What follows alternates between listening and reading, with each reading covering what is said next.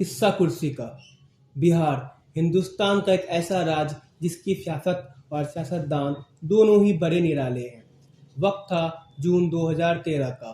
पूरे हिंदुस्तान में कांग्रेस विरोधी लहर चल रही थी और बीजेपी का प्रचार तंत्र अपने उरूज पर था। बीजेपी ने अपने द्रोणाचार्य अडवाणी की जगह गुजरात के सीएम नरेंद्र दामोदर दास मोदी को अपना राजकुमार घोषित किया और चुनाव अभियान का बागडोर उनके हाथों में दे दी। इधर बिहार के सीएम सुशासन बाबू नीतीश कुमार का पीएम बनने का सपना धरा का धरा रह गया। मोदी को बीजेपी का कमान देने के बाद नीतीश बाबू ने गठबंधन तोड़ दिया और खुद को सेकुलर के रूप में पेश किया। सेकुलर का नारा बुलंद करने वाले नीतीश बाबू 2002 में गुजरात राइट के बाद भी उन्होंने अपना रेलवे मंत्री का पद नहीं छोड़ा और मोदी के विरोध में चूक तक नहीं की, बल्कि उन्होंने गुजरात जाकर एक कार्यक्रम में मोदी के साथ मंच साझा किया। फिर साल आया 2005। बिहार में पिछले 15 साल से चल रहे लालू राबड़ी के शासनकाल का अंत हुआ। लालू का मुस्लिम वोट नीतीश बाबू की तरफ चला गया। वहीं नीतीश कुमार को यह बात अच्छे से समझ आ गई कि अब लंबी पारी खेलने के लिए मुस्लिम वोट चाहिए। अच्छे ताल्लुकात बरकरार रखे। 2009 का वक्त था, देश में लोकसभा चुनाव होने थे। बीजेपी के पीएम कैंडिडेट अडवाणी थे। बीजेपी ने लुधियाना में एनडीए की संयुक्त रैली रखी। इस रैली में अडवाणी, जेटली, राजनाथ जैसे दिग्गज नेता थे। उसी मंच पे नीतीश कुमार भी थे। रैली के एक फोटो ने नेशनल टीवी और अखबार पर तहलका मचा दिया। इस कार्यक्रम में नीतीश के मंच पर पहुंचते ही मोदी ने अभिनंदन करने पहुंचे और नीतीश का हाथ पकड़ लिया। नीतीश कुमार इस पे भन्ना गए। उन्होंने मोदी का हाथ पकड़ने को खुद के साथ हुआ विश्वासघात बताया। यह जिक्र राजदीप सरदेसाई के बुक में मौजूद। राजदीप सरदेसाई के अनुसार नीतीश कुमार ने बाद में जेटली से कहा, आपने वादा नहीं निभाया। फिर साल आया 2010 का। बिहार की भयंकर बाढ़ ने सब कुछ तहस नहस कर दिया। देश विदेश से कई लोगों ने बिहार की मदद के लिए पैसे भेजे। मोदी ने भी 5 करोड़ रुपए दिए। नीतीश कुमार ने जब पेपर में मोदी का दान का ऐड देखा तो गुस्सा गए और दान के पैसे लेने से इनकार कर दिया। इस बात से मोदी भी बहुत गुस्सा गए। मोदी ने बीजेपी प्रेसिडेंट नितिन गडकरी से कहा, आप नीतीश कुमार को मेरे साथ ऐसा करने कैसे दे सकते हैं। नीतीश कुमार की ऑटोबायोग्राफी लिखने वाले संस्करण के अनुसार ये वो दिन था जब नीतीश मोदी की लड़ाई ने पर्सनल सतह पर एक बुरी शक्ल ले ली थी। राजदीप सरदेसाई के बुक के अनुसार 2010 की घटना पर नीतीश कुमार ने अपने सहयोगी से कहा था, हम बीजेपी और मोदी के बगैर भी चल सकते हैं। 2014 में करारी शिकस्त के बाद नीतीश कुमार का जमीर जागा और उन्होंने इस्तीफा देकर अपने करीबी सहयोगी जीतन राम मांझी को सीएम बनाया। सीएम बनते ही मांझी ने कई जन कल्याणकारी योजनाओं की घोषणा की। उनकी पॉपुलैरिटी बढ़ने लगी। मांझी की बढ़ती लोकप्रियता देखकर नीतीश बाबू घबरा गए और मांझी से इस्तीफा मांगा, लेकिन मांझी ने मना कर दिया। मांझी के मना करने के बाद सालों से दुश्मन रहे बिहार में जंगल राज नारा बुलंद करने वाले नीतीश बाबू अपने पुराने साथी लालू जी के गले जा मिले और एक बार फिर से शपथ लेकर बिहार की गद्दी पर बैठ गए। फिर साल आया 2015। बिहार में चुनाव। इस चुनाव में जनता पार्टी के समय के साथी मुलायम, लालू, शरद यादव, नीतीश कुमार और जनता पार्टी के समर्थन से पहली बार महाराष्ट्र में सीएम बने शरद पवार एक साथ एक ही मंच पर इकट्ठा हुए।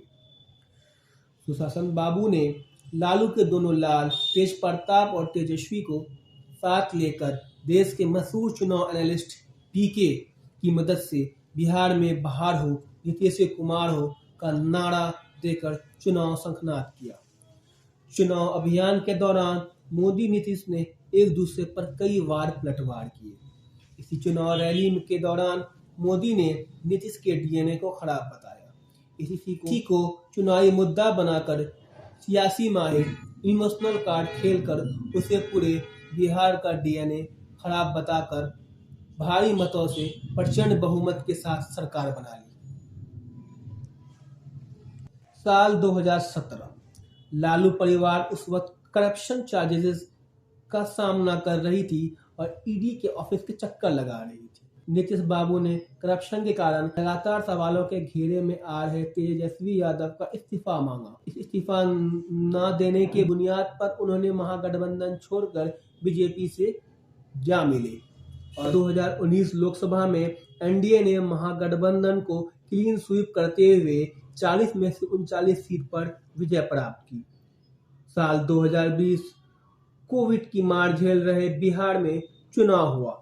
एंटी इनकम्बेंसी होने के बावजूद जेडीयू और बीजेपी ने सरकार बनाया। 2020 कोविड की मार झेल रहा बिहार में चुनाव हुआ। एंटी इनकम्बेंसी होने के बावजूद जेडीयू बीजेपी ने मुश्किल से अपनी सरकार बचा ली। उधर तेजस्वी यादव को सीएम न बनने का मलाल चुनाव के बाद उनके चेहरे पर साफ झलक रहा था।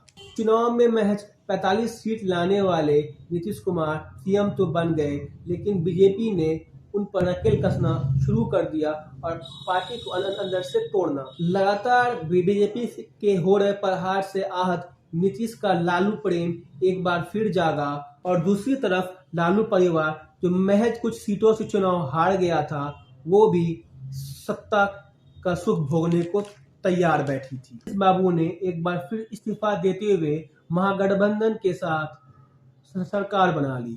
नीतीश बाबू ने महागठबंधन में आते ही कहा, हम मर जाना कबूल करेंगे लेकिन दोबारा उनके साथ नहीं। मर जाना कबूल है, उनके साथ जाना हमको कभी कबूल नहीं है। जेडीयू दोनों ने अपने मैनिफेस्टो में लाखों जॉब देने का वादा किया था। उसी वादा को पूरा करते हुए महागठबंधन की सरकार ने लगभग 2 लाख शिक्षकों को जॉब देने वाला वादा भी पूरा किया। आरजेडी वाले पहले दिन से ही अपने नेता तेजस्वी यादव को सीएम कैंडिडेट बनाने को आतुर नजर आ रहे थे। जब 2 लाख शिक्षक की बहाली का वक्त आया तो आरजेडी क्रेडिट लेने में आगे नजर आई। एनडीए अलायंस की दिसंबर वाली मीटिंग के बाद खफा चल रहे नीतीश बाबू को आरजेडी के बर्ताव से आहत होकर और सारा क्रेडिट तेजस्वी यादव को मिलने लगा। आरजेडी वाले पहले दिन से ही अपने नेता तेजस्वी यादव को सीएम बनाने को आतुर नजर आ रहे थे।